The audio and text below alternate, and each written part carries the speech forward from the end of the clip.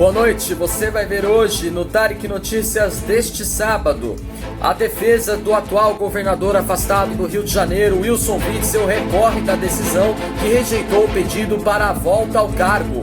Bala de canhão com mais de 100 anos é achada por acaso em São Paulo. Governo do Sudão e principais grupos rebeldes assinam acordo de paz.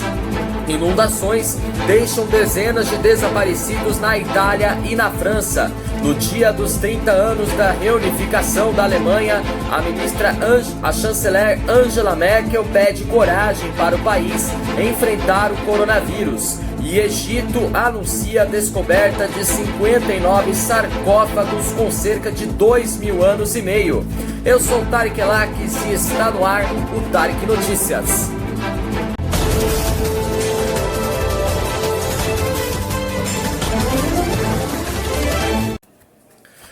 A defesa do atual governador afastado do Rio de Janeiro, Wilson Witzel, recorreu da decisão do ministro Edson Fachin do Supremo Tribunal Federal, que negou a volta ao cargo de governador do Rio de Janeiro. Os advogados de Wilson Witzel querem uma reconsideração da decisão do ministro Edson Fachin ou que o tema seja decidido pelos ministros de forma colegiada. O recurso foi apresentado na última quinta-feira no âmbito da ação apresentada no dia 14 de setembro. No documento, a defesa volta a questionar o afastamento determinado pelo relator da investigação contra o Wilson Witzel no Superior Tribunal de Justiça, ministro Benedito Gonçalves, e referendado pela Corte do Superior Tribunal de Justiça no começo de setembro. Os advogados alegam que Wilson Witzel não teve direito ao contraditório com relação ao afastamento, ou seja, alegam que o governador não pode apresentar sua defesa antes que a decisão fosse tomada. E Witzel está afastado do cargo desde o dia 28 de agosto. O ministro Benedito Gonçalves justificou que a decisão era necessária para frear a suposta liderança do governador sobre a organização criminosa que promoveu desvios de recursos da saúde no estado e também os impactos da engenharia criminosa nos cofres públicos do Rio de Janeiro. Paralelamente, Wilson Witzel enfrenta um processo de impeachment na Assembleia Legislativa do Rio de Janeiro. Bom, vamos à próxima notícia. Uma bala de canhão fabricada há mais de 100 anos foi encontrada em Guarujá, no litoral de São Paulo. O artefato histórico foi visto na Fortaleza da Barra Grande, em Santa Cruz dos Navegantes, por uma monitora que pintava as muralhas dos pavilhões. O objeto agora ficará em exposição na Fortaleza da Barra Grande, junto com outros artefatos encontrados na propriedade. Ela foi encontrada na última quinta-feira. O objeto esférico é uma bala de canhão de alma lisa, um tipo de canhão usado no Brasil entre os séculos 18 e 19. E ainda a empresa informou pra gente que é necessário fazer uma análise da posição em que a bala foi encontrada, além de suas medidas e dimensões. E ressaltam que é previsto na lei que o objeto seja de posse da União e do IPAM, mas ficará em exposição na Fortaleza da Barra Grande. Os arquitetos explicaram que uma pesquisa mais aprofundada e a relação com outros objetos ajudaria a identificar a data em que ele foi fabricado. O objeto tem uma importância histórica. Eles disseram que o objeto tem cerca de 100 anos e que uma pesquisa aprofundada no local ajudaria a descobrir mais a respeito do artefato. Eles contam que uma pesquisa no local pode permitir que outros objetos sejam encontrados. Segundo a Prefeitura de Fortaleza da Barra Grande, também foi realizada uma vistoria técnica feita pelo estúdio Sarazá, em parceria com a Secult e o IPAM, para a confecção de um manual de conservação da fortaleza. Eles explicaram que o intuito é estabelecer quais os cuidados necessários que devem ser dados à fortificação para que ela se torne Patrimônio Mundial da Unesco, em votação que ocorrerá somente em 2022.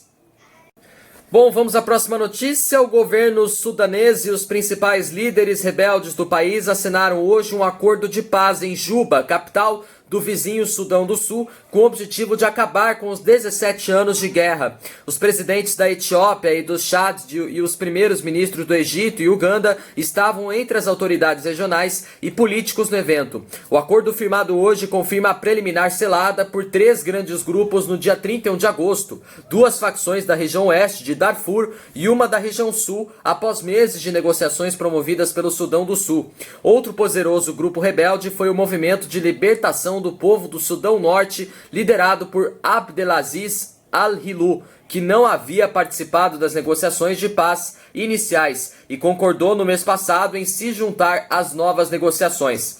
O acordo estipula que os movimentos armados devem ser desmantelados e que seus combates terão que aderir ao exército oficial, que se reorganizará para ser representativo de todos os componentes do povo sudanês. O comandante paramilitar sudanês Mohamed Hamdan Daglo, conhecido pelo seu apelido Hemeti, assinou um acordo pelo lado de Khartoum. Por parte dos rebeldes, o documento foi assinado por um representante da Frente Revolucionária Sudanesa e outros líderes dos grupos armados. Outros grupos rebeldes importantes, no entanto, não assinaram o documento, o que provoca dúvidas sobre a aplicação real do acordo. Bom, vamos à próxima notícia. Uma pessoa morreu e dezenas de pessoas estão desaparecidas após as inundações causadas por fortes tempestades que atingiram o sul da França e o norte da Itália ontem à noite. Hoje, Veneza, na Itália, acionou pela primeira vez o sistema de diques móveis para impedir enchentes. Um bombeiro voluntário de 53 anos morreu durante uma operação no Vale de Aosta, de acordo com a Defesa Civil, e 17 pessoas estão desaparecidas no Piemonte, onde muitas localidades com ruas e casas inundadas estão isoladas, que anunciou o governo da região em um comunicado que cita uma situação extremamente crítica. 16 pessoas desapareceram na província de Cuneo. As buscas acontecem na Itália e também do lado francês da fronteira. Um homem desapareceu depois que seu veículo caiu no rio Sesia, norte italiano. Na França, nos Alpes Marítimos, os serviços de emergência informaram 8 desaparecidos, incluindo 2 bombeiros.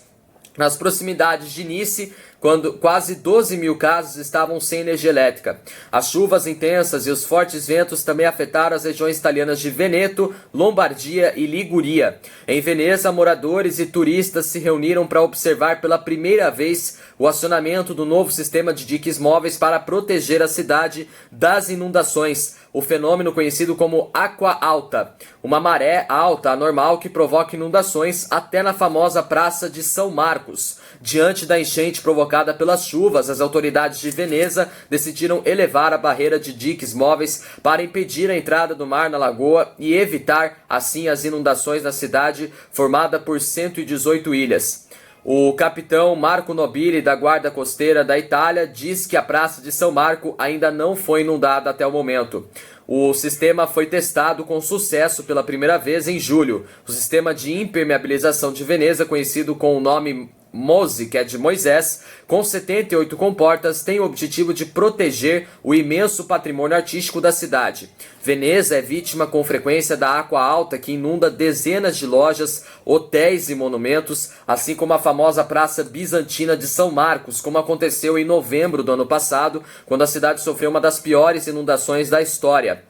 Os venezianos tentam se recuperar tanto da crise provocada no turismo pela pandemia de coronavírus, como pela dramática maré alta de novembro, quando o nível das águas atingiu 187 centímetros, o segundo do maior nível histórico, depois de 4 de novembro de 1966, que inundou 80% da cidade.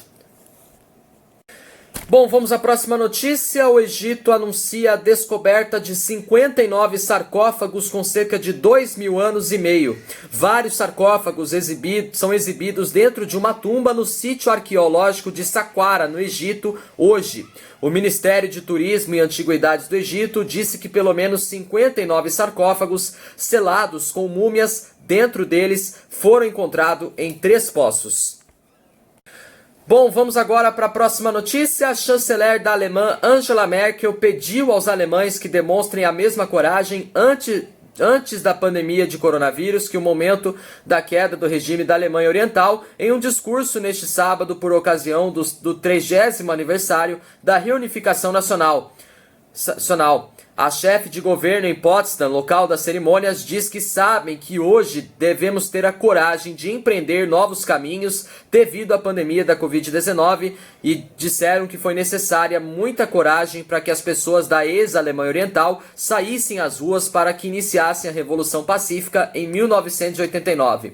Antes, a chanceler e o presidente do Bundestag, da Câmara dos Deputados, Wolfgang Schäuble, participaram em um evento ecumênico na Igreja de São Pedro e São Paulo de Potsdam. Pelas restrições ligadas à pandemia, apenas 130 pessoas foram autorizadas a entrar no templo. A Alemanha recuperou a unidade nacional há 30 anos, menos de um ano depois da queda do Muro de Berlim, no dia 9 de novembro de 1989. Desde então, a Festa Nacional Alemã é celebrada sempre no dia 3 de outubro de cada ano. Bom, o nosso Tarek Notícias termina por aqui. Você pode rever nossos vídeos aqui no nosso canal também. Você pode então acessar lá. Não esqueçam de deixar aquele joinha maroto. Se inscrevam no meu canal. Uma ótima noite para você. E também me acompanham também no Instagram e no Facebook. Tenham todos uma boa noite. Um ótimo domingo para você. E até a próxima edição do Tarek Notícias. Valeu, tchau!